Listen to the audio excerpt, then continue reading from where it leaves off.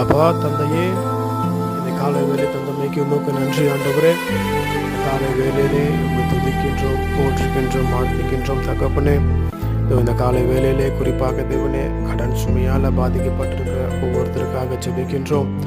அனைவரும் இந்த கடன் சுமை என்னும் இந்த நுகத்தை நீர் உடைத்து இருந்து நல்லதொரு வாழ்க்கையை நீர் தர வேண்டும் ஏசுப்பா.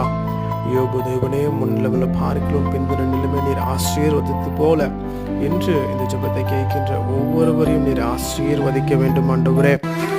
படைத்தவரும் உருவாக்கியவருமான ஆண்டவர் இவ்வாறு கூறுகிறார், அஞ்சாதே, நான் உன்னை மீட்டுக் கொண்டேன், உன் பெயரை சொல்லி உன்னை அழைத்தேன், நீ எனக்குரியவன் என்று சொன்ன தகப்பனே, இன்று இந்த கடன் சுமைகள் இவர்கள் வாழ்க்கை விட்டு அகன்று போகும்படி மிகுந்த சந்தோஷத்தோடு கடன் இல்லாத வாழ்க்கை இவர்கள் என்றென்றும் வாழும்படி இவர்களை ஆசீர்வதிங்க ஆண்டவரே. ஆமென்.